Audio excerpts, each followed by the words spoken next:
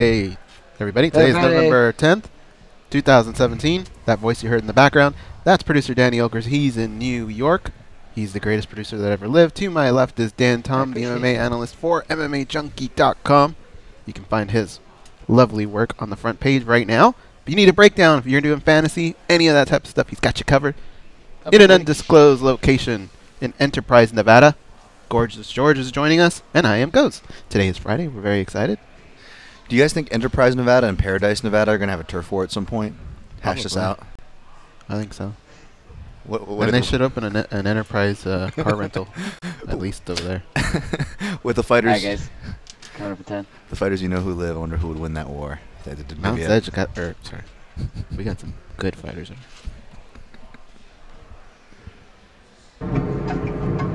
This is your captain speaking. We are making our descent into Las Vegas McCarran Airport. On behalf of our crew, we'd like to thank you for flying MMA Junkie Airlines. Now please fasten your seatbelts and put your tray tables in your upright position because the descent is gonna be a little bit bumpy. Alright, Junkie Nation, it's time to roll, baby, on MMA Junkie Radio with Gorgeous George and Gold. This is what we doing while we do it, baby. All night long, we rollin'! Yeah! The MMA Junkie Radio revolution is upon us. Can you dig it? There's no escape. No escape. Through the vast frontier of cyberspace and through a sea of stars in outer space. One small step for man, one giant leap for mankind. We've solidified our combat communication stranglehold. We are controlling transmission. With the use of MMA Junkie Radio and SiriusXM satellite radio technology, MMA Junkie Radio, commence transmission.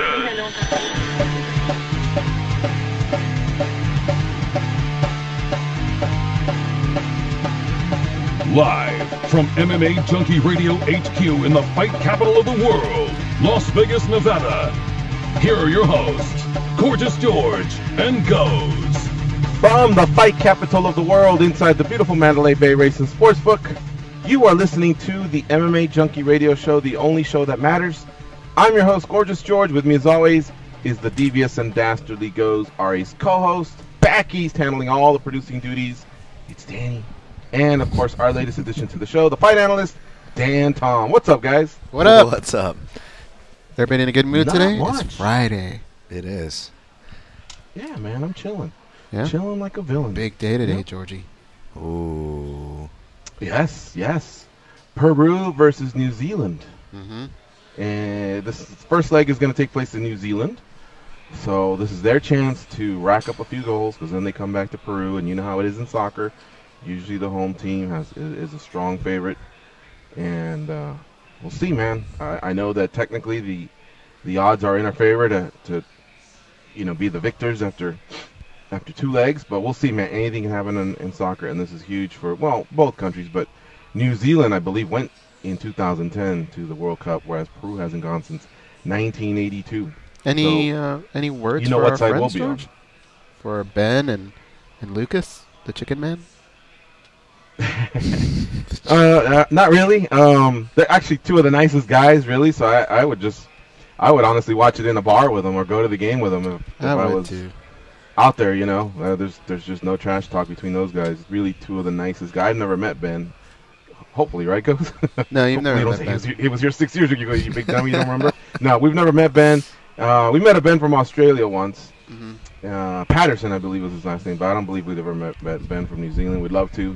Funny character when he calls in. They're and super Lucas, nice. of course, is aces. Yeah. Yeah. So we'll see, man. May the best team win. They are catching us without our best striker because he's been suspended for 30 days. And the weird thing is, Goes, they suspended him after the Argentina game, and I went back to look, and that game happened like on October 6th, I believe. So if it's a 30-day suspension, why can't he play here? You think it'd be retroactive to the game. And they also said it was a social drug, so he's not what one would say, oh, what's he doing? He's cheating, he's enhancing. Probably went out there and did a little sniff or something, who knows. But regardless, we're without him, so that's major, because we don't score many goals, honestly, and when we do, he's usually one of the ones that can put the ball through. But I'll tell you what, I don't want to piss anyone off because yesterday we were accused of being a movie review show, and definitely don't want to get labeled as that. We were? And today I don't want to be accused of being a soccer show. Yeah, people tripping. I was going through the comments on Facebook, some really, really cool people. I love it when they say, hey, greetings from here, greetings from there. It just gives me an idea. I think there was a Timothy in Toronto. And then, of course, there's Erica. Where's she from again? Slovakia, I believe. Yeah. She's always chiming in. So there's a lot of them that tell us where they're from. But there was, hey, what is this, a movie review show? So it's, that's fine. Did we? I don't even remember talking about Scarface. Oh, dude, that was fast. That was like 2 minutes, wasn't it? I know. I tried to incorporate Paulo Thiago into the talk, By the time they were typing it, we were already moving on to the next topic, but like I said, people like that'd be like if you tune in to watch some people like to be funny people. If you tune in to watch Fox News and they start off and they go, it's a beautiful day today, and then they say, what is this, a weather show? I mean, dude, it was like a minute, 2 minutes tops. Take it easy, baby. Exactly. But let's get into the big news of the day, guys. Yeah.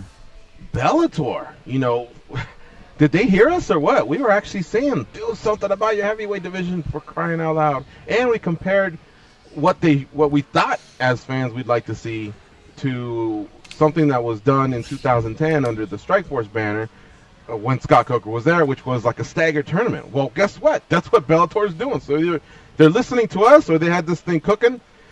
And it just so happened to be a big coincidence. But let me unpack it for you. So Bellator, the heavyweight tournament, it's going to be in 2018. It's going to be staggered. It won't be decided all in one night. And they won't all be heavyweights. I mean, technically they'll weigh in as heavyweights, but a lot of the fighters that I'm about to announce are known more, because of the work they've done in other divisions. But this was actually announced in USA Today, the newspaper, officially. So some of you have already grabbed it there, and of course it's been on Junkie this morning. But Fedor Emelianenko, Frank Mir, Matt Mitrione, and Roy Nelson will be four of the heavyweights that will be taking place in this heavyweight tournament. That again will be staggered throughout 2018. And the other four participants are, so it's almost like an open weight, except the winner will walk away with a heavyweight belt. That's the thing. Ryan Bader, their current 205-pound champion, the light heavyweight, he's in it. Former UFC champ Quinton Rampage Jackson, who if you were reading, the stories yesterday on MMA Junkie, one of them was that Bellator had re-signed Quinton Rampage Jackson. Well, he is going to be fighting in this tournament. Now, obviously, he's a former middleweight champion in Pride and a former UFC light heavyweight champion. Pride middleweight is the same thing as Bellator and UFC light heavyweight, so 205. So the fact that I'm calling it a different name, don't worry about that. Rampage has competed in that weight class for many years, but as of late, he has fought as a heavyweight, and he's said that these weight classes are grueling, and he just wasn't going to do it anymore. So I wasn't as surprised there. King Mo is really an undersized light heavyweight. He doesn't walk around very heavy, 212, 220, but he's competed in those open weight or heavyweight tournaments out in Ryzen. He's won one of them, and he's done it, even under the Bellator banner. He competed versus Czech Congo, if you recall. So it doesn't surprise me there. But the weird thing is, Mo had been called out by Bader for Bader's next opposition at 205 for that belt. But regardless, he's there. And then the last one is Chael Sonnen.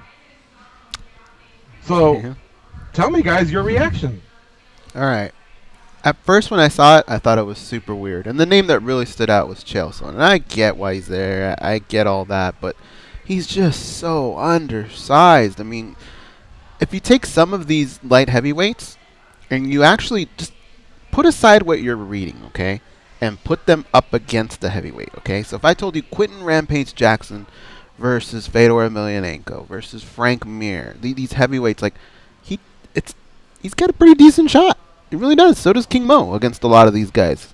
I know it sounds weird because they're light heavyweights, but there's some of the guys that hit pretty hard, or they have really phenomenal wrestling, so they have a little bit better of a chance than I thought. When I actually left the house this morning, I was laughing a little bit. I was like, well, what's this guy going to be able to do? Or what's that guy? Yeah. Well, as I started to break it down, I was like, well, you know what? They actually do have a pretty good shot. But the thing is, there's certain guys that got left out. Like, you know, why not just make it an all heavyweight? Like Czech Congo, right? You could have done him. You could have done Sergey Karatanov. You could have struck a deal with Rise and brought over Heath Herring.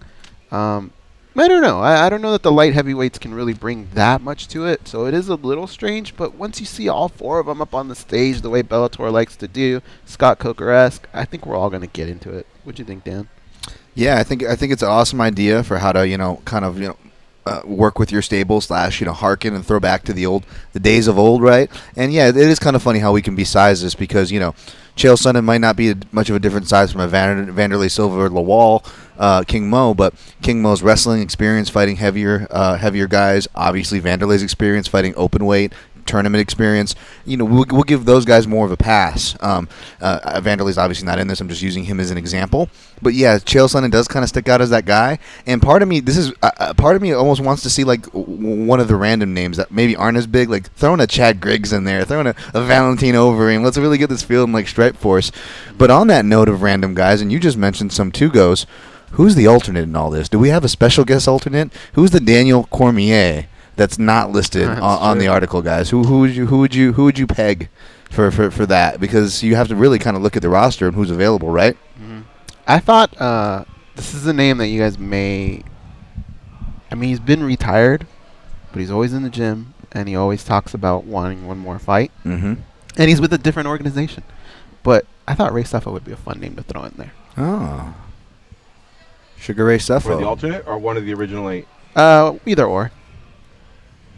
Well, him being president of PFL, I guess he's just kind of tied to PFL, I think. I don't know. I think if he goes outside of PFL, it's only because maybe Glory or another kickboxing organization says, hey, one more, But I like the outside-the-box thinking, and that's what this is all about, is throwing names out. So Tyrell Fortune is the guy that they're grooming. Now, he's only 3-0, and I think Cormier was more than 3-0 when he got tossed into that tournament. I'd have to go back and check.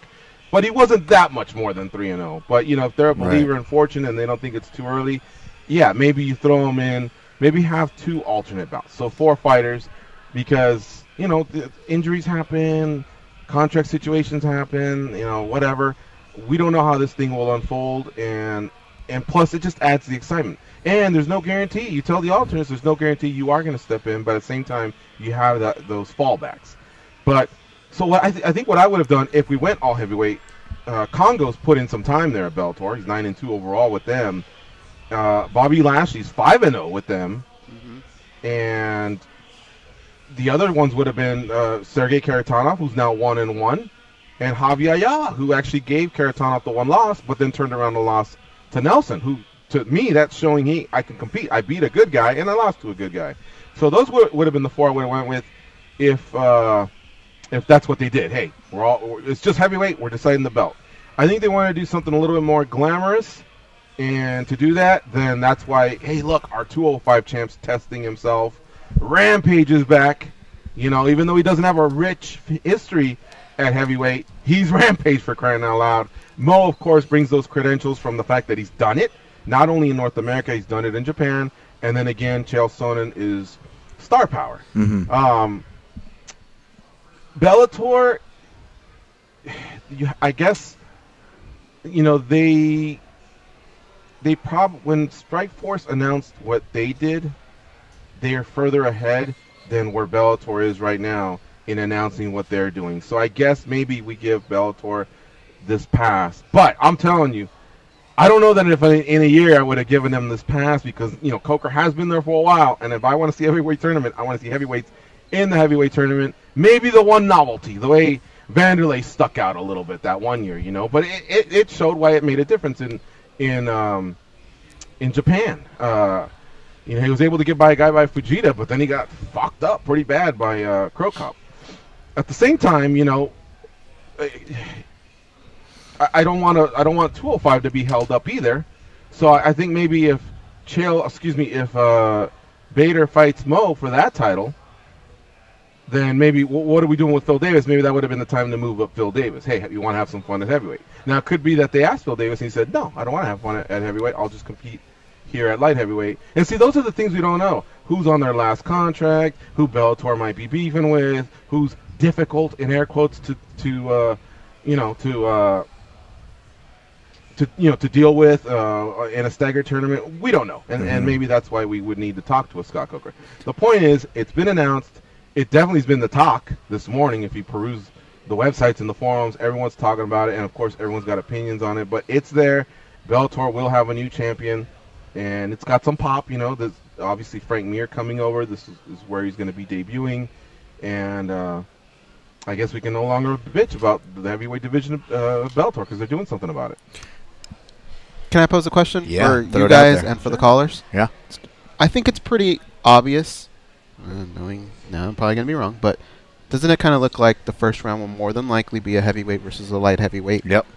So taking that formula, how would you guys match make the tournament? Well, I'm glad you brought that up because my first thought was I pictured like what would be the worst matches to make, and I immediately thought of Chael versus Roy Nelson, and I just pictured Chael like just bouncing off of his belly on a shot or something like ridiculous. But there are some really intriguing matches. I'll tell you one that I think would be awesome to see: Ryan Bader versus Frank Mir.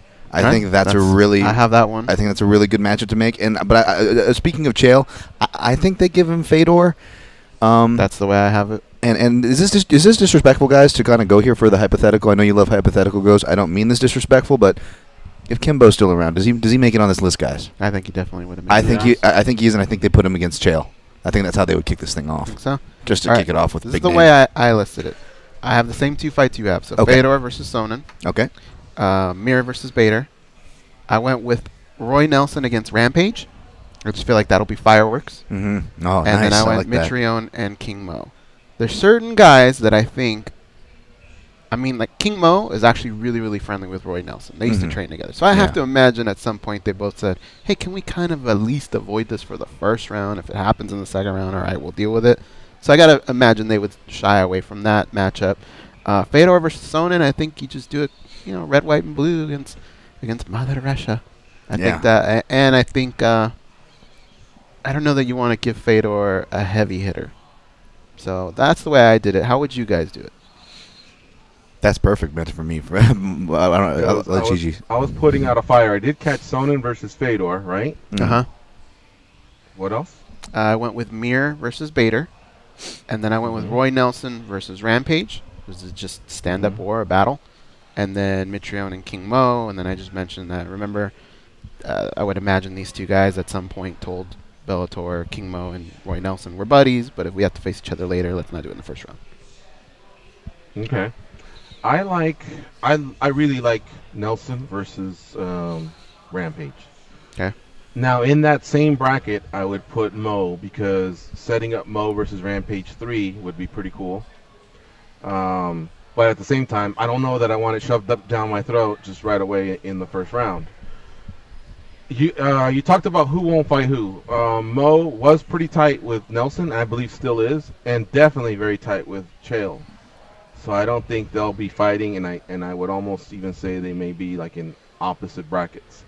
So then, does that jeopardize if Rampage and Nelson fight? What does that do with Mo? I don't know. So I think what will happen is, I think Bellator's best off not putting them in brackets, just saying these are the matchups, and maybe even not ranking them. Oh, this is the number 1 seed or anything like that. That way we don't say, well, why is he not fighting the number 8 seed? Why is 2 not fighting 7? And on and on. I think they just are best to leave it open and let it unfold the way it does. But back to the matchups. Mir versus Rampage. I'm digging that. And then... Oh, sorry. You said Nelson versus Rampage. And I'm digging that, right? I said Nelson versus Rampage, yeah. Okay. You can't do Mo versus Bader because I think you're kind of spoiling what could be the light heavyweight matchup. So, I was going to suggest Mir versus Fedor. See, I think they're going to I think they're going to match up all the heavyweights and light heavyweights in round 1. When Fedor was at the top, you always wondered if he could beat the UFC champ. Well, while Fedor was at the top in Pride, the UFC champs at that time were Randy, Mir, Arlovsky, Sylvia. So he's already fought 2 of them. He won't fight Randy, but it would be nice to now never wonder what would happen between Mir and Fedor. But then if that happens, now we're left with Bader, Mo, Chael. Who's the other guy? Oh, Mitrione. Okay. So then I think you go Bader and... I don't think you can risk Bader being Mitrione, honestly. Because Mitrione being the champion over there, in my opinion, might be their best bet, with the exception of Fedor. Just because he's really, really been lighting it up. I think you have a good 3 to 4 year run with him. If he were to win and be at top, he can talk a good game. He's got popularity coming over from the UFC. He's 3-0 under the Bellator banner. So I don't know that you want him to just get wrestled. And I think some of the light heavyweights, like Sonnen or Bader, would be smart to just wrestle with that guy. You don't want to throw hands with that guy. So for some reason, I'm thinking Mo and Mitrione, and then Bader and Chael. Mir and Fedor, yeah. All right. I could see that. Junkie Nation, what do you think? 866-522-2846. We still haven't heard about Cruz or Edgar, and who may be replacing those guys. Have you guys or Dan? I've been looking. I just saw that people were saying the Aldo matchup is the one that's kind of leading here. Yeah, the one thing I was going to say yesterday would have gotten nixed because the only top 10 guy who hasn't been beaten by Max Holloway and who wasn't booked while this was going on was actually Darren Elkins. But then, if you look, he just got booked. So my suggestion was going to be, well, throw Darren Elkins in the Fresno spot, in Cub's spot for UFC Fresno, and then move Cub on over. But obviously, yeah, now Aldo is the leader. And I will say a lot of the fans are talking about a super fight possibility of Tony Ferguson and Max Holloway. Nothing real with legs, but just as far as fan opinions. But what I'm not seeing is that, I don't know if you guys caught this, but Max himself actually said in an interview that he threw his hat in to fight Tony Ferguson back at UFC Sioux Fall back in 2016 when Orlando Venata stepped in. And the UFC nixed it, but he was ready to go and wanting that. So that was, I thought that was kind of interesting. Just picturing those two sometime down the line tangling was a thought. But yeah, I'm all for keeping Max on, but I really want him to defend. If he's just gonna super fight someone, okay, I guess. But I would like to feel that in every division, and I know this isn't going to be true, but I'd like to feel in every division that there's not just one guy that's available for the champ. And if he isn't, then oh my God, there's no one else. I mean, the number 2 guy has to have some value, even 3, maybe 4, maybe even 5. Otherwise, we wouldn't be having those matchups from time to time. But even though it'd be a rematch, and Goz and I have a ton of history, I really feel like Cub Swanson leads that charge. I hear the Aldo argument. I'm not going to say, oh my God, what are you crazy? I'm not going to say that. He's a former champion. He's one of the all-time greats. But I think I laid it out the other day pretty good. Look, he lost his original title to Conor, and he got steamrolled in 13 seconds. So that, in addition to the fact that Conor had moved up to RDA to want to test himself versus RDA, that's why he wasn't getting the immediate. He did qualify, technically. If Conor wasn't moving up, I guess he did qualify. I mean, he had a 10-year reign, if I'm not mistaken, if you throw in WEC years. But, they decided to go in another direction. So in the meantime, he starches Edgar. All right, cool. So that's why he earned his shot. But by then, Conor was no longer the champion. It was Max Holloway, right? Is that the way it worked out? Yeah. Oh, no, actually, he became the interim champion because that's what him and Edgar did. So he became the champion again, and here comes Max, and then Max got a finish on him. So at that point, I don't know that he's eligible for just, hey, here I am again immediately. I mean, I think there has to be that fight in between at least, because once you shake up the division, it's not fair if he's the only guy. Think back to that run that Cain Velasquez had where it was Bigfoot Jr. You know what I mean? For like 3 years, it was just, we had 5 matchups because him and Junior did it 3 times, and him and Bigfoot did it 2 times, and it was all because the UFC hadn't really created new contenders elsewhere. You know what I mean? So that's why you have to create those contenders. So even though it's a rematch, you run it with Cub, I believe. Now, the other name I've been hearing is the guy opposite of Cub, Ortega, who is undefeated, who did look great in this last fight, who doesn't have a top 10 win, though. Jason Knight's a credible win. He's probably a top 15 win, but he's not a top 10 win. Now, you could say he's undefeated. It's shiny. There's a big O there. I get it. But are we doing a Yamaguchi? Are we throwing him too soon to the lion that's at the top? And next thing you know, this guy's, he gets wrecked, and maybe he's not ready to cope with a loss like that. So it may just not be his time. That's why I believe maybe it could be Swanson. Think about it. If Swanson wins, they're 1-1. They can do a trilogy at some point. If Swanson doesn't win, well, hey, he still had 21 fights under his belt. 10 bonuses were given to him. He is coming off the fight of the year, and the Holloway fight was 3-4 years ago. It's not like it was in 2016 or anything like that. I'd have to look. I'd have to go back and look, but it was a while ago, right? It was a couple of years ago. Yeah, it was a while ago. Yeah, so I just think it makes sense now. Where the hiccup comes is this is Swanson's last fight, the Ortega fight, and then he could possibly become a free agent. And you know, like it's he either decided not to sign because the UFC usually extends an offer when you're on your last fight, and he wanted to test free agency, or maybe the UFC hasn't extended that, and they feel like, well, after this last fight, thanks for the memories, we're going in a younger direction. Who knows? I don't know. I'm kind of using the verbiage that you hear from the Big Four sports. I'm definitely not trying to interpret or imply that that's what the UFC's thinking. But you have to, because you made this point yesterday, okay? I didn't bring this up, but when you were talking about it, you were saying, hey, Cub Swanson's done a lot of favors for this organization, right? He always comes to fight, but I mean, that's for the Fertittas and Dana White. I wonder if the new brass comes in and goes, what do we care? We weren't around for that. Yeah, I mean, that's kind of trending in line with all the other stuff, from backroom bonuses to the way things are being dealt with. I mean, even the biggest names aren't really getting that. Even the FaceTime, right? Much less stuff that you have to ink to paper, which is even more important, right? Yeah. They may sit down and go, look, we appreciate what you've done for the company in the past. Yep. But we weren't around for any of that. You know, we appreciate that you did all that, but we're trying to make money here. We're trying to make this new business flourish. Well, that point feeds into something, you know, Gigi just said as far as free agency. Now, granted, this didn't happen a lot back in the day, but this is another reason why, folks, I think it's a good idea to have big organizations competing, not just to have one. And it's also good that guys are exercising their rights as free agents. One, we all want to see the fighters get as much money as they're worth, first of all. I think we all can agree on that. But two, you create a much more looser, freer market to where, let's think of another Hawaiian champion. Granted, it didn't happen, but another Hawaiian champion they're trying to find fights for, BJ Penn. What were we thinking? There was always the wild card, like, what if we get Melendez from Strikeforce? What if we get Alvarez from Bellator? What if they just bring over Aoki from Japan? Like, I miss having those talking points and those options. Again, they didn't always go to those. They're very tricky to make work, but this is kind of a reason why we need those options out there for times like this, so you can reach out and kind of grab for a wild card sometime. Let's take a commercial, and when we come back, we'll do some calls. We'll get people's reactions to the Bellator tournament, the heavyweight. I don't want to really call it a Grand Prix, but it has a little bit of that feel, just because, for one, Grand Prix sounds cool. But two, really, what's happening here is a heavyweight will be crowned at the end of the year. It will be a staggered tournament, and it involves fighters from the light heavyweight class. Hell, a couple that have had great successes at middleweight.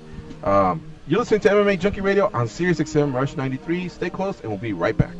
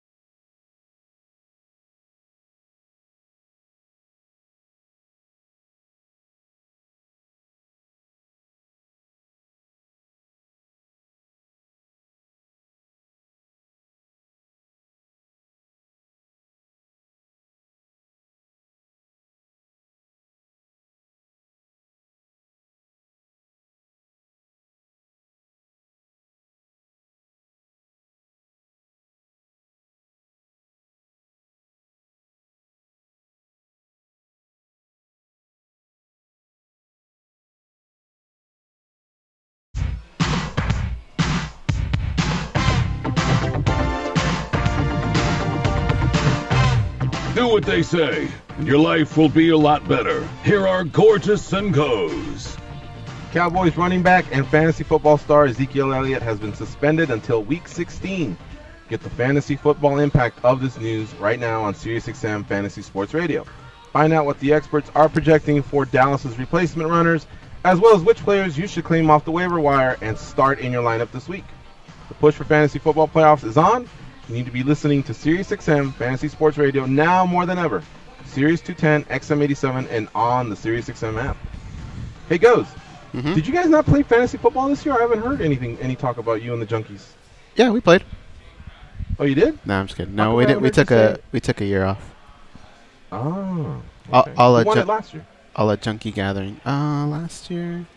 I remember. Don't you guys have a funny name? I think Gabe won it last year. Don't you guys have a funny name for your league? The Goes-Jitsu Fantasy Football League. Premier Fantasy Football League. Maybe it wasn't. I'm glad I didn't guess what I thought it was, because I would have sounded awkward there. All right. I'm going to do some shout-outs here from our Facebook chat. I haven't been in there for a few days. I usually go in and answer any questions after the show, but I wish I could be more consistent with that. Shout-out to Leon Ledgergerber, Don D., Ryan Caddick. He's actually wondering what guests we have today. We have no guests today. But I'll tell you what. We have the potential to have 7. It's just we didn't get through that last step of the actual confirmation. So that's on me. If I'm going to take credit for some of the actual bookings, then I have to take the blame. But we wanted to also budget some time to break down some fights happening on the Norfolk page. I recommend you all go to the front page of MMA Junkie and click on Dan Tom's article so you can kind of follow along with what he wrote and what we will verbalize at some point in the next 2 hours. Shout out to Darren Altazan. He says, hello, boys. Chris Koenig says, let's talk Arlovsky. Case Honenchick says, we rollin'. Yeah. Erica Misilk says, hello, ninjas. I think that's the Erica from Slovakia. Chris Koenig is, he's saying Pitbull. He's obviously a big fan of Andrei Arlovsky. Then he goes on to say Warlovsky. I like it. Nice. Dana Hanian says, good afternoon, men. So Dana must be on the East Coast time zone. Good afternoon to you as well. Still morning for us. Danny Elkers, who's on the East Coast time zone, he likes to say, good morning, everybody. So he adjusted to us. Thank you, Danny Elkers. Don D is really fired up about this 8-man tournament. So are we. Martin Stabilo says, aloha. Happy Friday, guys. Aloha. Let's see here. Leon Ledgerberger is asking what tournament. We're talking about the Bellator heavyweight tournament that takes place in 2018. You'll have to go back to the early part of the show. I'm sure at some point one of the callers will bring it up. Maybe we can fill in some details here as we progress through the show. And I think that's it. I think I caught up with everybody. So there you have it, folks. Remember, there is we do have an official Facebook page, pages actually.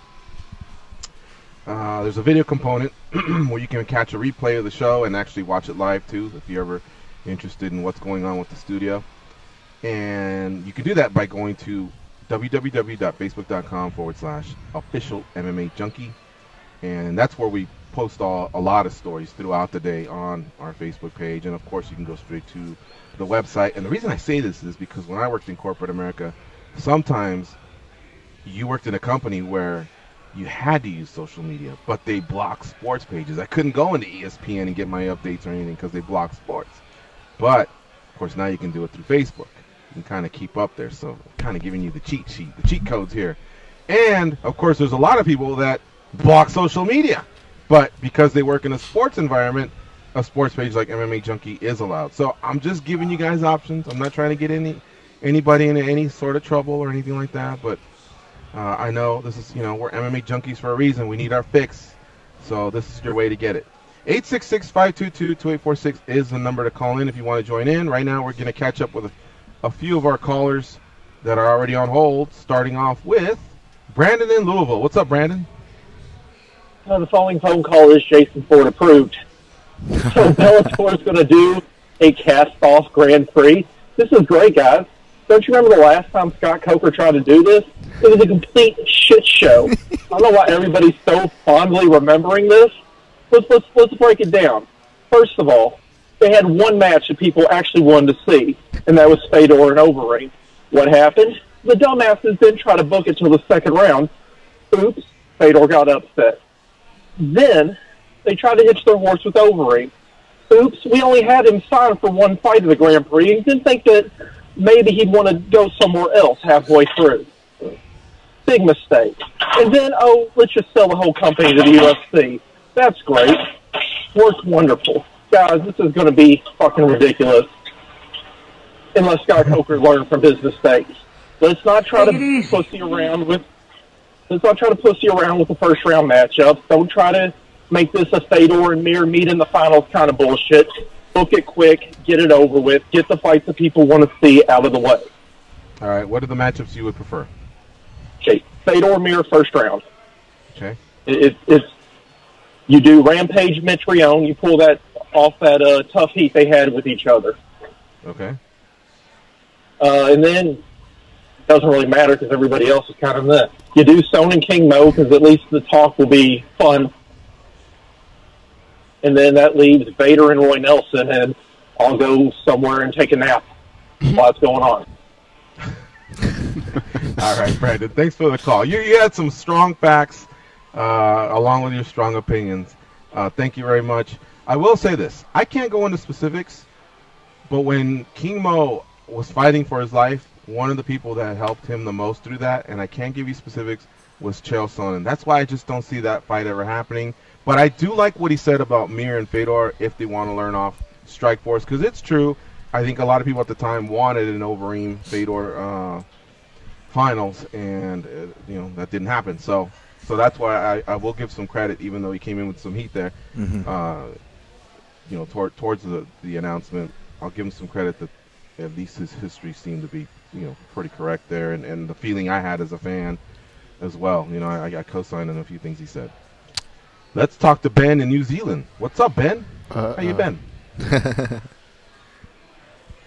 No, it's all right, guys. I'm not gonna. It's not even any point bringing up New Zealand versus Peru today, is it? Because what is there to debate? We all agree that New Zealand's going to absolutely wax Peru, aren't we?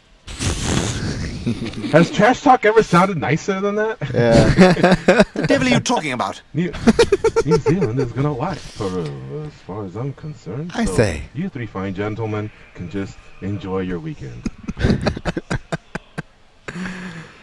Nothing about our mothers or an F-bomb or what you're going to shove down our throats or up our asses or just, that's it. Huh? And he's like that via phone, too, or on text messages. This is what, let me play this one.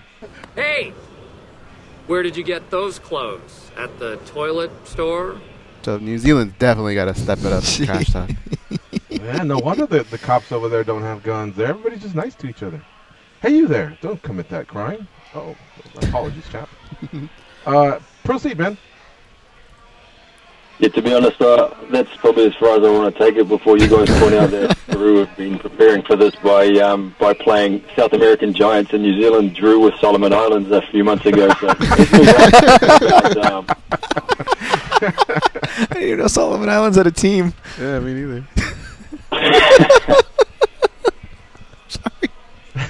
Let's move on to talking about these matchups that we're all trying to decide which ones we want to see. I'll just throw out, first of all, I agree that our main man, Killer Cub, is the one that I want to see get the title shot. Finally, we need to get him to see his title shot.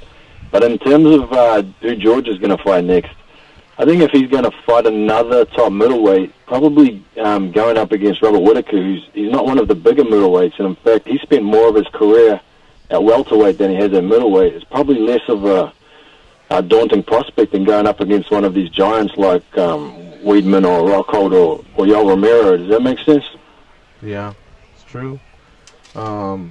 Even though when you think of GSP, you think of obviously the takedown game, the wrestling game, the timing of his takedowns, whatever. He gets the fight to the ground.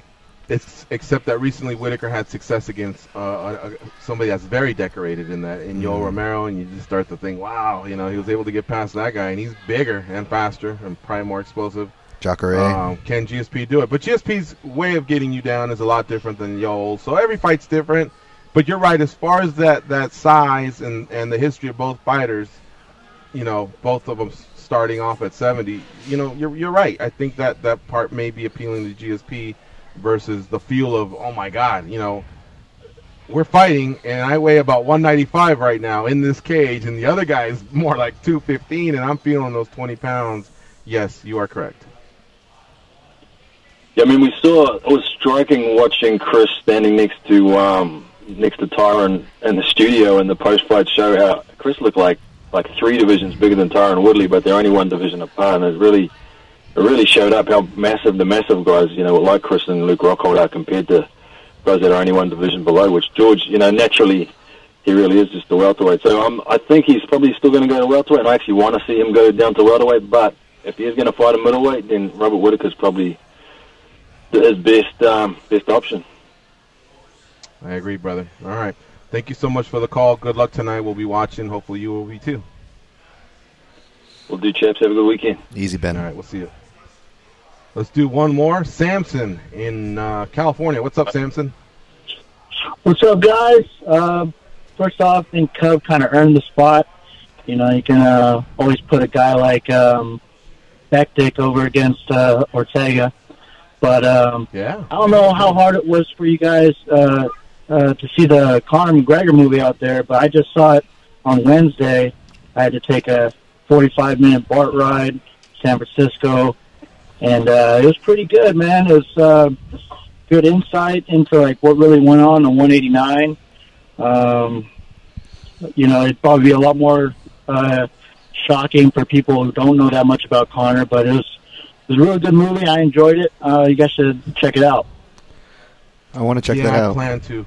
I've already got the link to it, and I plan on checking it out as well. I'm curious, just to see some of the behind-the-scenes stuff. Well, hey guys, just want to know who you guys think Ortega should fight, because I think Cub's going to get that title fight, which he should. I don't really want to see Aldo versus Holloway just yet after we just saw it. So, all right, guys, you guys have a good one. Okay, thanks, Samson, for the call. Hey, I love the fact that Bektic's name got thrown out there. From what we've heard, he's ready to go. I just don't know if he's ready to go in a month. And Ortega's no joke. Yeah. But I wonder if them two could just be pushed back to 219. That gives them more time, and it kind of helps fill the hole left by not having the Cruz matchup. Obviously, Jimmy Rivera is still ready to go, and perhaps Aljamain, who's going to be on Fresno, could help out there. And now 219 really needs to get fatter. That steak is not plump enough. You know what I mean? Not with the trend that's been set with what they had with New York, followed by Detroit. I mean, Vegas has to come strong. Vegas has had a little bit of bad luck with their 2 international fight weeks, and then Khabib and Tony back in March. Vegas really needs to have a powerful card along the lines of what New York's doing. This is their home base, and again, it just seems like it's been about 2 years since there's been an epic card go down. Now, if Tony and Conor is signed, which now I'm starting to hear it's a possibility, then okay, I guess Vegas just doesn't have to be anything, because that pay-per-view alone will be tremendous, and the buzz will be tremendous just because of those 2 names. But I'm hearing that that's more of a possibility for 2018, so we'll see. We'll let that just happen on its own.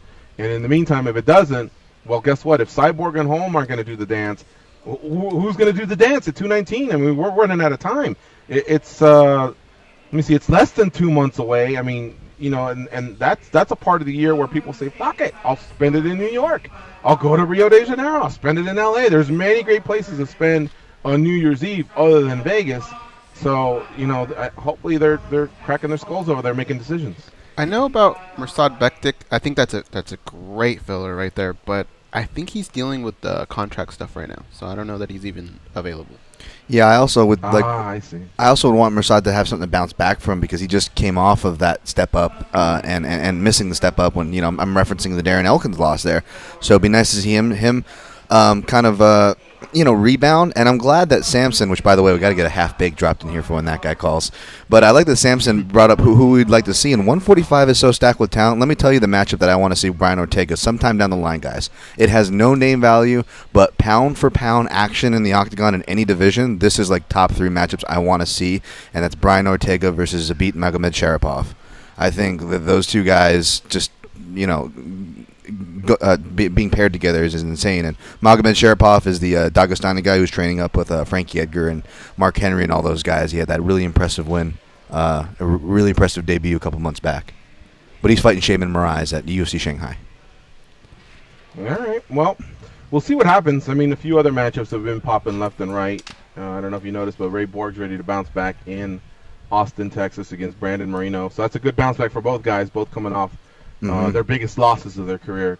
And by that I mean they had their biggest fights and they came up short against good fighters, and now they'll pair them up. Nobody wants to lose 2 in a row, that's for sure. Yeah. So I really like that fight booking. We'll talk about that one, some of the other fight bookings when we come back. Let's take the second break of the first hour. It's MMA Junkie Radio on Sirius XM, Rush 93 on a Friday, November 10th. We'll be right back.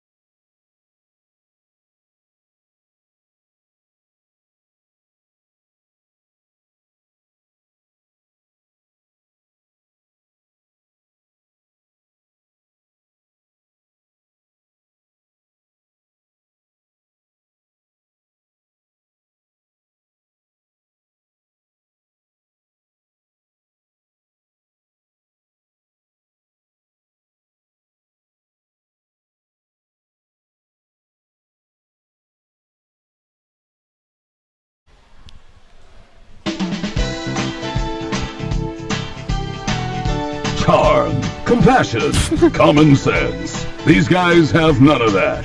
You listen to them, so you're no better. I am awesome, though.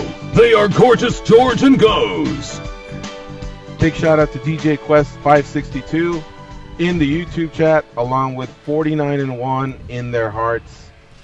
49 in their hearts is saying defend or vacate McNugget. Well, I think it's safe to say he's going to defend. We just don't know when. That's the thing. I've been told 2018 is more likely than December 30th, which is UFC 219. But you never know, man. The one thing you can never say about Conor is, wow, you see him, he let himself go. I mean, he always seems to be in pretty good shape. And he seems to be like the type where all he needs is 6 weeks. He doesn't really need 13-week camps.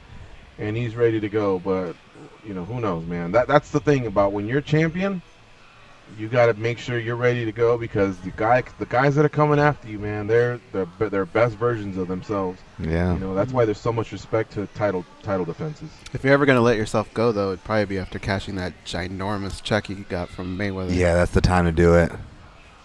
This is true. Did you guys see the Thrill and the Agony? It's available on the UFC Fight Pass, where they go and show you not only the corner reaction, family reaction, backstage reaction. It's actually 9 or 10 minutes long, so it's definitely worth logging in, user word, password, checking it out. If it was maybe 90 seconds, I'd say, well, yeah, there's a couple reactions. Don't worry about it. No, but there was really, really good footage of it. Did you guys check that out? The thrill of victory and the agony of defeat. I had not yet. I haven't checked it out. Go ahead, Dan. Oh, no, I was just going to say, I've been like John, our guest from this week, John Anik. I turned the page, and I got to turn back to catch up on this stuff. Yeah. But I do like it. It's awesome. Yeah, it's really good, man. You can just tell. What's interesting to me is just seeing how much this means to Joanna Jędrzejczyk. She's in the locker room. She's still got tears in her eyes, and she's going in and out of, physically crying. I mean, she composes herself, but you can tell she's just very, very shaken up. But it's kind of cool to see Mike Brown go back there and console her. Her other coach, his name escapes me, but they're both there, and they're saying the right things, picking her up because, as soon as the fight ends, obviously those emotions, who knows what's going through them, and who knows if maybe Ronda didn't get any of that. Your team needs to be there. They have to help you through it. And I'm telling you, the sooner you start repairing and rehabilitating, the sooner you can maybe come back and be great again, And then for others, maybe there is just no coming back. I don't know. But that was cool to see. You get a raw reaction from Uriah Faber, who obviously he was invested in this because he's one of the big pieces on the chessboard when it comes to Dillashaw versus Team Alpha Male, or Dillashaw versus Faber, or Dillashaw versus Garbrandt. He's there. You can see him. Paige Van Zandt next to Faber as well. You can see that team, the happiness in Dillashaw's family and the sadness in Garbrandt's. It's really, really raw, man. Some of the coaches are just cool customers. Like Dwayne Bang Ludwig was just like, that's what I expected, And then you see other coaches like, holy shit, I'm part of a world championship. This means so much, and they're right to act that way because that is a big deal, to be able to say, hey, I've cornered a UFC world champion, it is a big deal. Seeing Pat Barry's reaction, I really recommend you all go in there and check it out. I think you'll really dig it. Now, it was put out, I believe, by a few websites. And honestly, I don't remember. It may have even been ours. I don't recall. I jump into the underground a lot, but then it got taken down. So I believe you may have to go directly to the UFC website. I don't know if they, have some sort of an embargo for a certain time, because I know I've seen these things publicly in the past, but if you are a Fight Pass member, check it out. It's worth it. It's maybe 15-minute break at work or whatever. Check it out. Have a cup of coffee. I think you'll really dig it. All right, folks. We still got another hour to go on the MMA Junkie Radio show. Excuse me. So if you want to join in and join in the discussion, it's 866-522-2846. We're talking about all these possible matchups to close the year for the UFC, and of course the huge announcement by Bellator. They have a staggered 2018 tournament in the heavyweight division that includes names like Fedor Emelianenko, Matt Mitrione, Roy Nelson, Chael Sonnen, King Mo, Rampage. The list goes on, and we expect that to be tremendous for that organization. All right, folks, we'll be right back after this break. It's the MMA Junkie Radio Show on SiriusXM.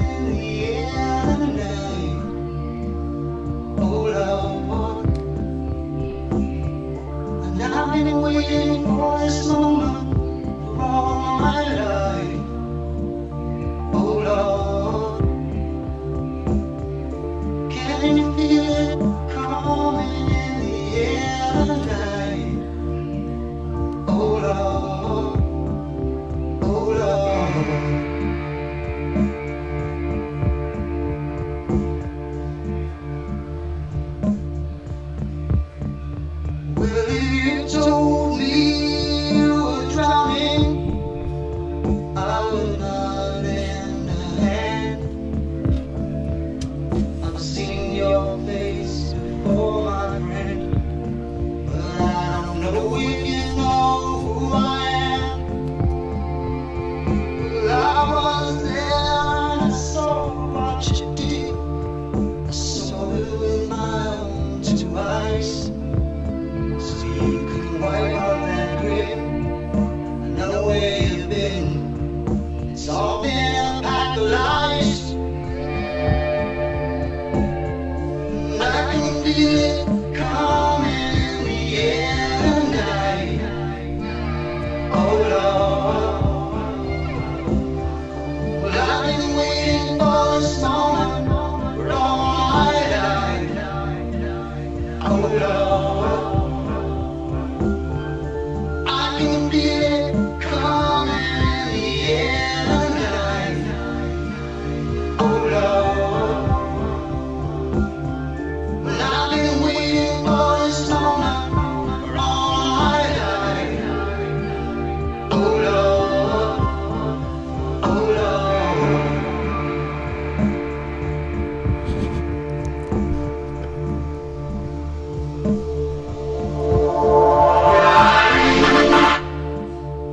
When the fuck does this song break? I have no idea. I'm sitting here I'm wondering waiting the for it. same Dun, dun, thing. dun, dun, dun, dun, Yeah, dun. that's all we're all waiting It's for. coming up. All right, let's just keep waiting at this point. Darren Till's gonna come in here soon. It's a badass song. I'm not hating the song, but I thought the break was a little sooner. I know the reason why you keep your silence on. No, you leave. The hurt doesn't show, but the pain still grows. Some stranger to you and me. All right, here we go. It's the second hour of the MMAjunkie Radio Show. And that's all of our time. And that's it. Enjoy your weekend. Thank our guests. Thanks to all of our guests for this week. Dude, if you're mad about this first block, wait till you hear the second block of music today. By the way, goes, I want a stun gun Bosco Star 100. Oh my God, he's pissing me off in the YouTube chat.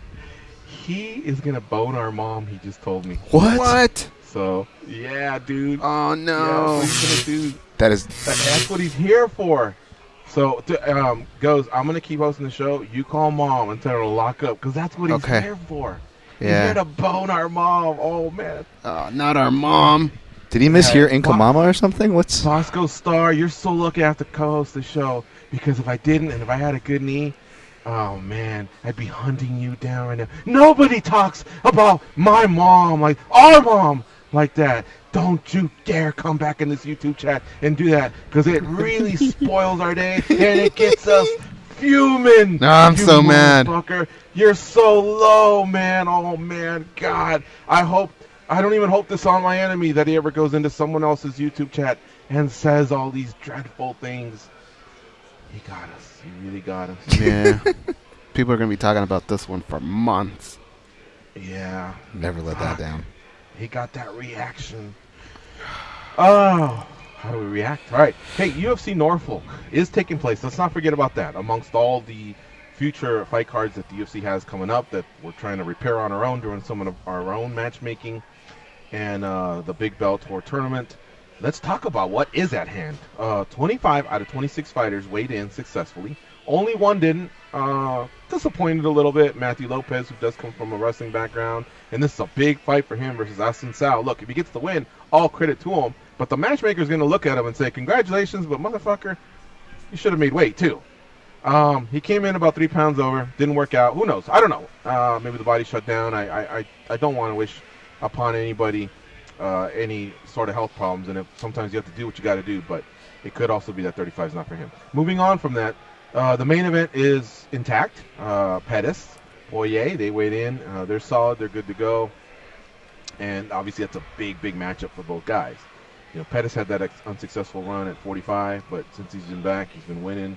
He wants to build on that. He wants to capture his title. He's had the taste. He's been the WEC champion and then the UFC champion. And, of course, Poirier had a nice run at 45, then comes up to 55, starts off another nice run. And since then, you know, things He had the Johnson KO and then all that drama with Alvarez earlier this year. So he wants to get his hands raised and prove he's one of the best lightweights in the world. So let's talk about that matchup. Dan, spoil us a little bit. Really dig into this main event and what you see going down. Man, it's funny. I feel a little more sensitive using this word, but it's a gunfight, man. It really is. I'm on Poirier. I came in kind of leaning toward Pettis. I felt like he had more, has more path to victories from submissions, knockouts, and more 5-round fight experience as well. But man, Poirier presents a really interesting style for Pettis. He's a southpaw, first of all, which Pettis has a mixed record against that. Not a bad one. I actually have his record there posted on the article for MMAjunkie.com. But more importantly, Poirier brings pressure to his game, right? He's an in-your-face fighter. He's not deterred from a guy's game at all. He's not a turd or deterred. So he's going to be in Pettis' face. He's not going to give him his preferred range. So I just think we're going to have a real all-action fight on the ground. Both these guys scramble.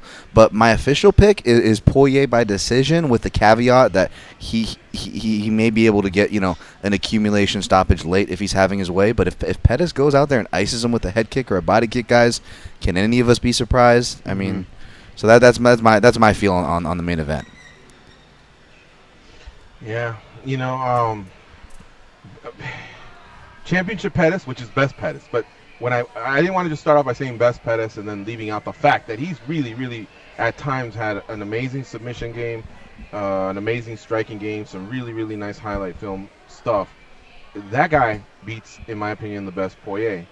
But the Pettis of the last 3 years, I don't know he can beat the Poirier that I've seen when all cylinders are clicking. Like what was happening in the Alvarez fight, I thought he was really fighting well there. I guess I want to preface this by saying, when we did our staff picks, I thought it was about a coin flip. I went with Poirier because I'm at the lower end of the staff picks, and I wanted to make up some ground. I thought most of the guys were going to say Pettis. If you put a gun to my head, I'd probably have to reason and say, wow. The best guys show up on both sides. I don't want to lose my life. Give me, and I'd probably say Pettis. So I'm all over the place here, but it's that close of a matchup, and I really see ways for both guys to win. But I just see that right now. I think Poirier has he's clicking. He's got a nice confidence. He knows this is big. I think his back's to the wall because he's come up short against big names, if you think about it. Leaving the Alvarez fight to the side, when he's had his runs, but when it was time to really break out is when he's crumbled. And that's something Pettis didn't do earlier in his career. He actually rose to the occasion. It's just that as of yet, it could be that superstardom that Pettis, had. And, Pettis is one of those swag guys, you know what I mean? The chains and the fancy cars and the trips to exotic locations and all that stuff. I don't think it's ever been a question of actual skill. It's just, hunger. I don't know. So that's why I think I'm going to go with the fighter who I think this one means the most to, and it's Poirier. That's a good point too, 100%. He's got another former champion, another big spot on his plate. And as you're saying that, George, I looked at the odds, and you've had Dustin Poirier as a pretty consistent, slight underdog, just a plus 100 dog, but he stayed there all week. Now it's moved into a pick'em. Everybody's throwing their money in about this time of the week, right, guys? Making those parlays. So it's be interesting to see where the line goes on some of these fights. Who do you like? I've gone back and forth with this fight so many times. At the beginning, I was kind of all about Dustin Poirier because I think if you look at both of them, I think they're both going in different directions. I mean, it seems like everything's starting to click a little bit for Poirier, and especially when you hear him speak and all that. But when you look at the actual breakdown of the fight, if Anthony Pettis can be first every time to the punch, just have that distance, throw that jab, throw straight punches, I think you can make it really tough on Dustin Poirier. Dan's right. I mean, he's got 5-round experience. I think that's a big deal. Yeah. He's got to use those punches, those angles, and all that. Dustin has to mix in his whole game, though. He's got to keep Anthony off of his game and just pressure. There's so much going on, though, in this fight, the two different styles, that the only thing I'm sure of is I don't think it'll go the distance. I think somebody's going to get finished in this fight. Yeah, yeah. I think I'm going to end up going with Dustin Poirier just because I do feel that the pressure will crack Anthony Pettis. But if Pettis actually just stood back and picked his shots and kept that distance, I could see it being rough for Dustin Poirier. But my official pick is going to be Dustin Poirier. I can't wait, man. I think this is going to be a great matchup, and this is kind of like the beginning of what I feel is a quarterfinals, I guess, that are taking place. I mean, if you go back, it could be that Ferguson and Lee was the first quarterfinal. But because it was for an interim title, I don't know how to classify it, but there's just a lot of these great lightweight matchups that are going to shake things up. 2017 wasn't a great year for the lightweights, if you think about it. Again, not to keep harping on it, but we had what happened with Alvarez and Poirier. We had what happened with Nurmagomedov and Tony Ferguson. That fight never happened. The other one was a no contest. And then even poor Kevin Lee goes out there and wins with Chiesa, but for the days after that, there was such a big rant from Chiesa, the stoppage, this, that, whatever. It didn't seem like anything was starting and ending smoothly for anybody. Conor, of course, took the whole year off. There's still a chance for him to fight on the 30th. Nurmagomedov didn't fight after that. So a lot of fighters either didn't fight or they only fought once, or just results weren't yielded. And now it looks like 2008, end of 2017, and all of 2018 could be a big year for the lightweight. Now, of course, there was Johnson Gaethje, classic there, right, guys? Yeah. Amazing fight. So it's not like I'm saying they whiffed on everything, but still, this could be a huge one. Hey, you know what? Let's just jump to another fight, and we'll get back to the co-main event. We'll have some time here, but I'm getting asked a lot about Arlovski against Junior Albini. Albini's bigger guy. He came in at 265. Arlovski 244. Arlovski, a former champion. Arlovski also putting out comments similar to Matt Brown, except with the exception that Matt Brown has said this could be it. But Arlovski saying, hey, if I don't have it anymore, this could be it. But what are your guys' thoughts on that fight? I don't like that one bit hearing that comment, and especially from a guy like Andre Arlovski, who even when he has had his back up against the wall, he never really lets you know that. And I thought it was weird for him to actually come out and say that at this point. I wonder how many people have gotten in his head just reading things, and nobody knows his body more than he does.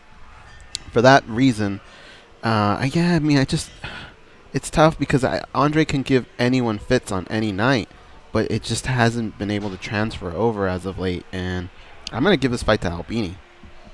Yeah, I'm pretty big on baby Albini as well here, which is sad to say because those comments that you just talked about, you don't like hearing those. I mean, don't get me wrong, it's like a lesser of two evils. Would you rather the guy just be stubborn and keep going in there no matter the result? But it's definitely a reality check, and what I was leaning toward with saying with picking Albini over Arlovski is, man, Arlovski's actually one of the few guys that really sucked me into the sport. I remember being in a hotel room and a UFC was on, and I ordered it, and it was Tim Sylvia versus Arlovski. And I know that's a really random fight to attract you to MMA, any of those fights.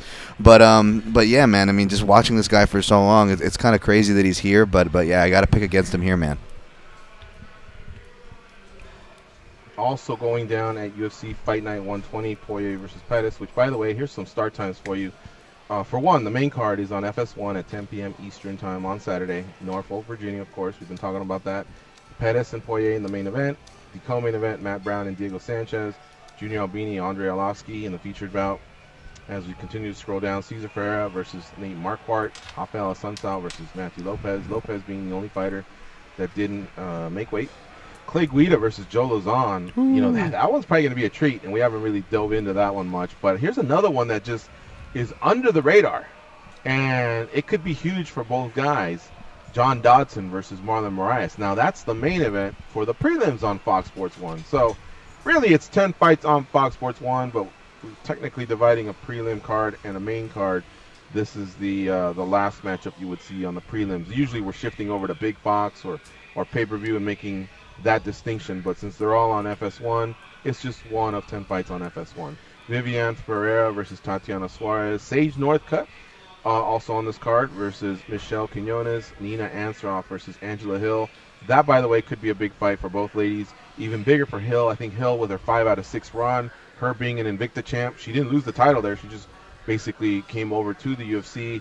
You know, when we talk about what's next for Rose Namajunas, with another 2 wins, I think Hill might be a name that has to get talked about if you don't want to retread the Gadelias, the Carolinas, the Andrades of the world. Court McGee versus Sean Strickland, Jake Collier versus Marcel Fortuna, and Carl Robertson versus Darren Stewart on the UFC Fight Pass. So 13 fights coming your way. But let's get back to the co-main event, Matt Brown versus Diego Sanchez. Goes, why don't you share your thoughts on that fight? I feel like Matt Brown's going to go in there and try and give everyone what they want, what they came to see, right? Just all-out war, just patented Matt Brown. And that's music to Diego's ears. So I think they're going to exchange leather, but I think one guy has a stronger chin right now in their career, and that guy's Matt Brown. So, I mean, why break this down? Really, neither guy ever sticks to a script in the fight. Never. They never do. This is just going to come out, they're going to throw leather, and one guy's going to be standing. I don't even see this going past 3 or 4 minutes of the first round, you guys. But I'm picking Matt Brown.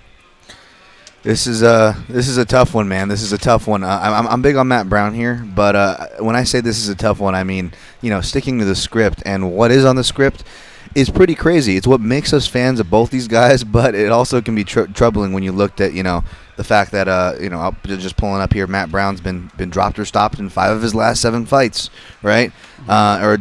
Diego Sanchez dropped or stopped in 3 of his last 6. So, and Diego Sanchez is, if you really look at his record, it's crazy, man. Like, aside from some crazy decisions that probably maybe shouldn't have gone his way, his win-loss ratio is pretty steep. Right after he fought Hathaway and BJ, you kind of saw Diego go on this kind of crazy trend, right? Jumping weight classes, inconsistent performances, but always bringing the crazy.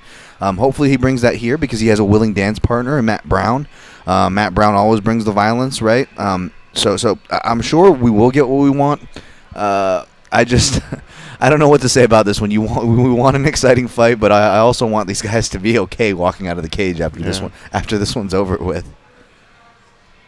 Yeah, I almost hope that. I love the finishes. Who doesn't? Right. And if one's going to finish the other, then hopefully they get choked out. You're right. I just don't want. I mean, I can take some violence. I just don't want 15 minutes of it. I think both guys just don't need it. You know what I mean? Yeah. But if there is some striking, some stand and bang or whatever, for 3 or 4 minutes, then it's a fight. They're grown men. They signed up for this, and I'm a grown man, and I'm watching it and I'm covering it. I mean, that's why the fight was put together, George. That's why they took those 2 guys. That's what they want. Yeah, you're right. So, but my prediction is that Diego Sanchez, up until about probably 4 years ago, whenever Matt Brown was in the midst of that 8-fight win streak, I think Diego Sanchez wins the fight because he's such a crafty veteran and experienced, and but Matt Brown really turned a corner. Now, obviously, he's also had a 3-fight losing streak since the 8-fight win streak, but it was to really, really good fighters that are fighting at a higher level than Diego. Diego's just, he's cashing checks. He's popular.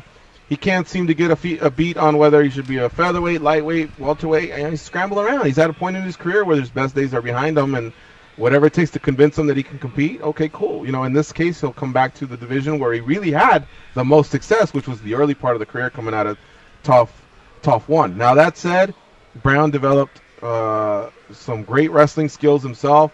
I don't think he can get taken down by Diego, much less submitted, because I don't think the fight will find itself on the ground. I think Matt Brown will get a KO via the finish. If Diego has done his homework, though, I think there are ways to get to Brown. He's very susceptible to that body kick that's been mentioned, and we'll see. But I think Matt Brown wins. I think Matt Brown finishes, and believe it or not, I think that Matt Brown, should he escape any serious injury, we may not have seen the end of him. I think I'm seeing some video footage. Matt Erickson caught up with him. You can just tell in his eyes that maybe he jumped the gun a little on announcing his retirement. I mean, he can get through the fight camps just fine. Really, the question has to do more with the fact that 3-fight losing streak put him so far away from the title. That's what he wants to be. He wants to be known as a top 5 welterweight, and he's not that, So he would need a few more wins. And if he can get through those safely, then I think he'd continue fighting. But we'll see. We'll see what happens with Matt Brown. We'll let him make that decision. I didn't give an Arlovsky pick, funny enough. Thanks for pointing it out, Goes. Look, gun to the head, of course I'd go with Albini. But in Arlovsky's losses, what he's still shown me is he can still take a punch sequence. All right, he doesn't just, the chin just doesn't get touched and he crumbles, like many people have made it out. Mhm. He's been taught, I think, by the Jackson team, and now of course he's working out in Florida. But I think he's been taught, better defensive skills. But his own power has also allowed him to hurt guys, even guys that have come back to win fights versus Arlovsky. And he's always been, physical. I appreciate his love for the game that has kept him in, so many years removed from when he was the #1 heavyweight, in the UFC. This is more of a feel-good pick. I'm going with Andrei Arlovsky here. That's what you'll see in my staff picks. And because he's an underdog, I'll probably roll the dice a little bit there as well. So, anyway, let's get a break out of the way. And then we'll come back. We'll take a few phone calls. And then we'll see if we can pick up a few of these fights as well, and maybe go a little bit into those as well. There's some really, really good ones there that really, really matter. It's UFC Fight Night 120 on Saturday. And don't forget, MMA fans, you want to get your hands on any sort of mixed martial arts, Bellator has a card tonight as well in Dublin, Ireland. Now, I believe it's going on probably throughout our afternoons / early afternoons, depending on what part of the world you're at. So if you want to stay away from all that and just watch it fresh, stay away from everything and catch the fights on Spike tonight at 9 p.m. Eastern Time. Keep an eye on AJ McKee, who's one of the biggest stars out there, a featherweight who's undefeated, son of Antonio McKee. He's in the headliner bout. He's very, very skilled, man. I got to give him his props. And then also Baby Slice, Kevin Ferguson Jr., who's Kimbo Slice's son, off to a rough start in his career, but he's featured in the co-main event versus Fred Freeman. We'll be right back after this break.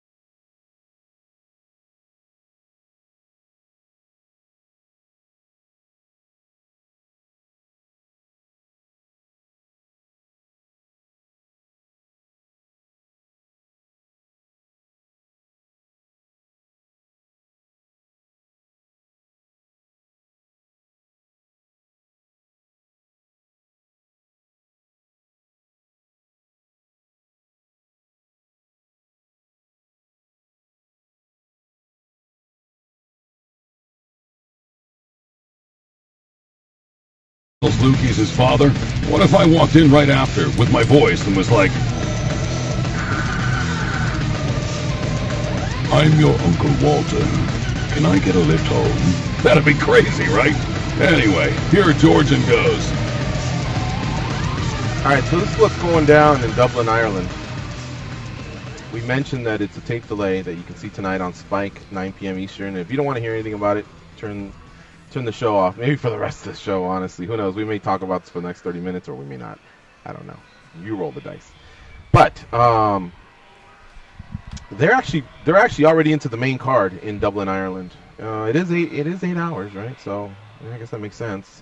If it's 11:30 here, it's 7:30 there. So here we go.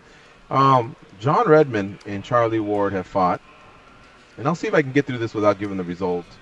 After the fight, however, Conor McGregor jumps into the cage, and he's basically Mark Goddard, who officiated the fight, and who's the same official who asked McGregor to stop cornering Artem Lobov, in a circular motion, but basically, hey, you're a fan, stay as a fan, stop standing up and cornering Artem Lobov. You're not officially part of his corner. That's the same guy that ref this fight, and in an effort to break away Conor from Charlie, I think Conor probably had those feelings that simmered over, because he got punked. Really, that night, he put his hands together and apologized. Oh, my bad. He kind of gave that reference, my bad. But I bet you, with Conor's ego, he thought, what the fuck is this guy? He probably thought about it for the last few weeks, and it simmered. And so now Conor, unless there's something in addition to, behind the scenes, who knows, Conor obviously, had a go at Goddard and needed to be separated by other officials, other referees. Here's where it could get tricky and complicated. Look, he's passionate. I tip my hat to him, man. I've always said, geez, I'd love to have that guy in my corner, because he's like a ride or die guy with all of his guys, and that's cool to see. He's got your back. But what's happening here is you have to respect the officials in any sport, and as our sport continues to grow, I believe you just can't put your hands on an official. You may disagree with them, and you may go face to face, and I understand, hey, there's a lot of adrenaline. Stakes are high for every fighter and every fight at every level. Well, I always say everybody's next fight is their Super Bowl.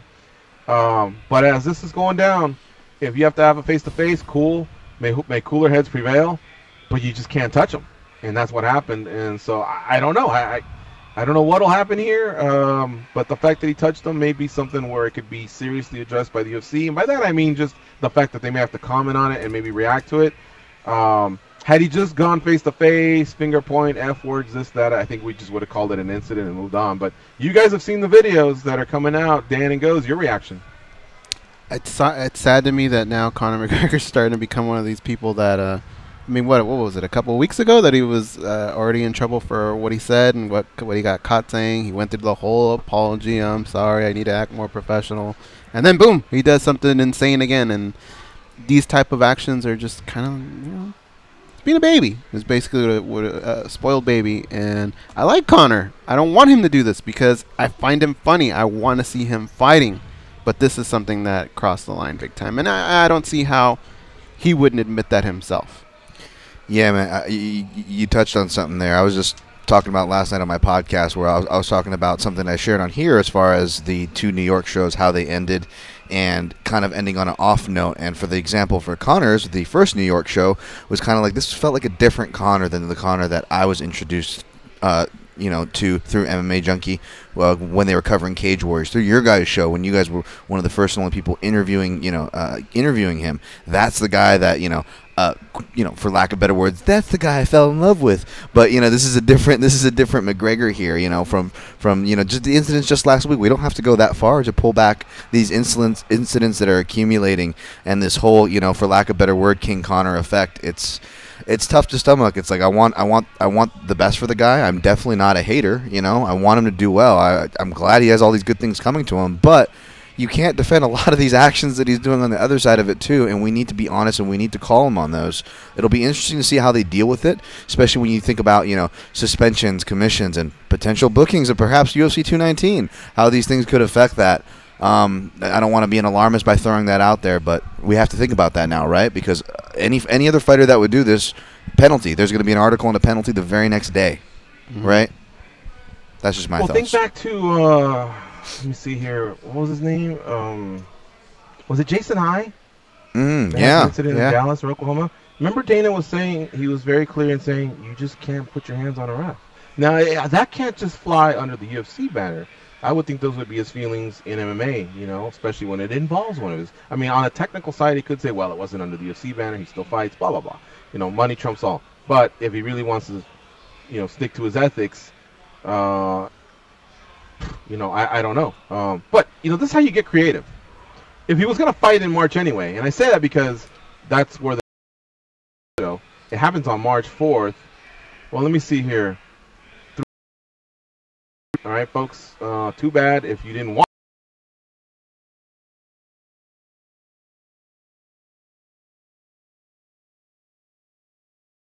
See if it was true or not. So.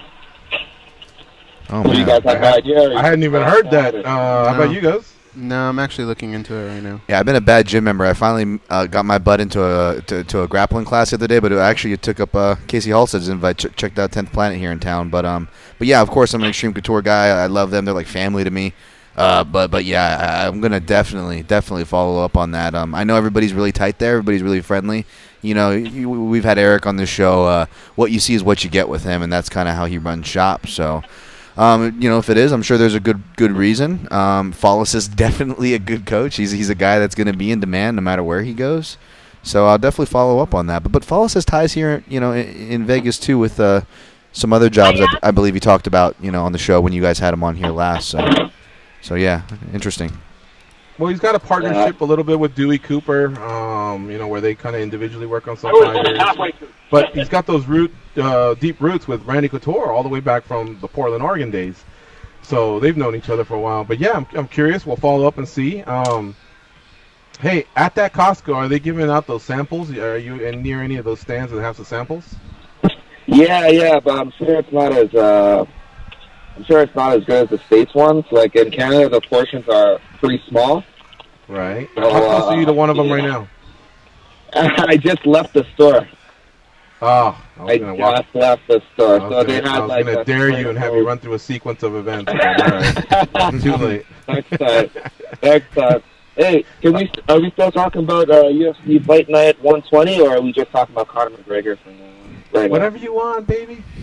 I was just wondering, man, it sucks that Matt Lopez missed weight.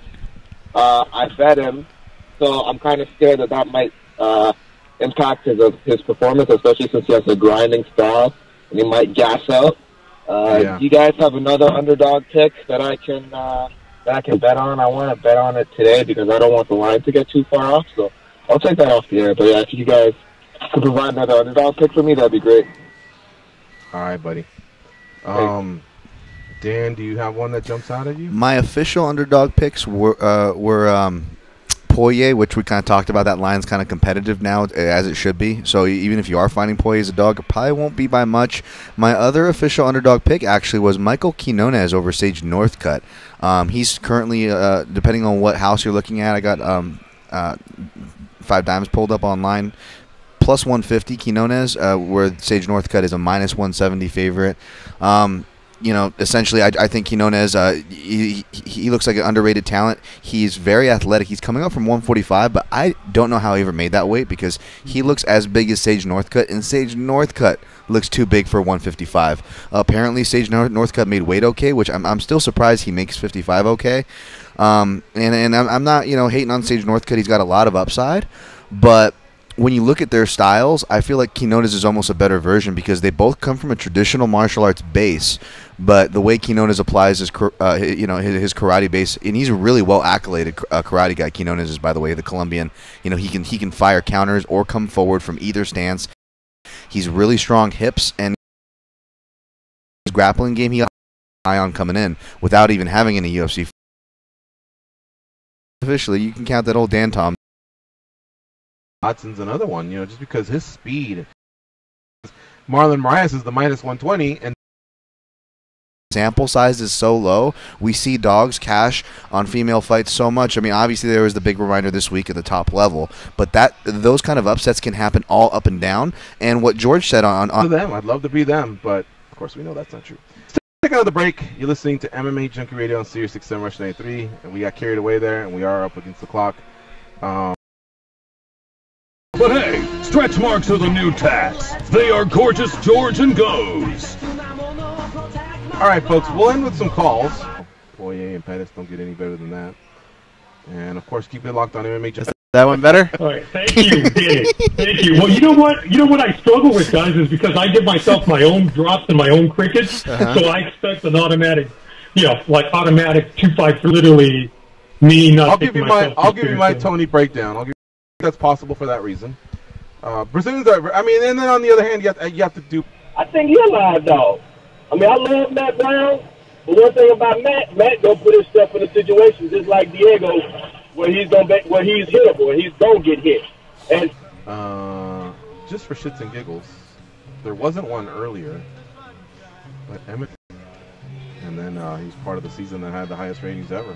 So on Monday. So for Danny and Dan and the Goes, I'm George. Have a nice weekend and be champions.